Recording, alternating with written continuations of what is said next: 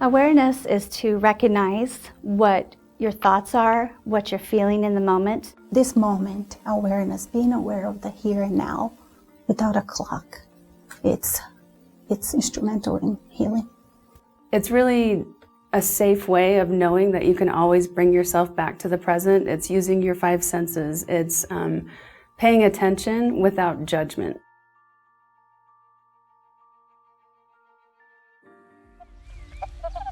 I had a beautiful childhood.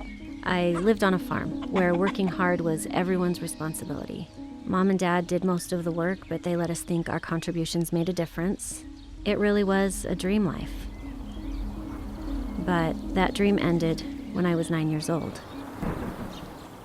I was sexually abused from then until I was almost 16.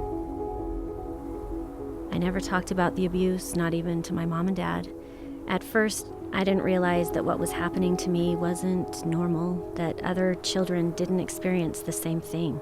I felt ashamed, so I tried to move on, pretending it never happened, that I was a normal girl who'd had a normal childhood, and that seemed to work. Until I went away to college. First day of class, a guy came in who reminded me of my uncle. My heart started beating fast, my senses shut down. It felt like something was pressing on my chest. I couldn't breathe. Even though I knew he wasn't my uncle, I couldn't stop the panic. I ran out of the room, leaving all of my things behind. I ended up dropping that class. As time went on, more and more things were reminding me of my abuse. Everywhere I turned, I was forced to face my past. I started seeing a therapist, and she suggested some techniques that would help me focus on living in the present moment instead of staying stuck in the past. I remember the exact moment the technique started working.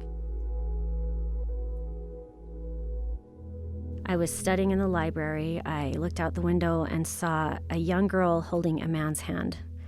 She reminded me so much of myself when I was 9. Panic started to set in.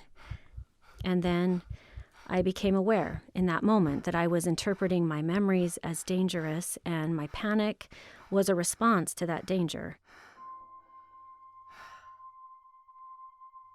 I started to pay attention to my breathing moment by moment, and an amazing thing happened. The anxiety lessened, and within a few minutes, I'd calmed down. I started crying. But this time, it was a good cry. In the past, I would have continued to relive the horrible memories, but this time, it was different. This time, the anxiety passed. With each focused breath, I felt strong. I felt like I was finding myself again.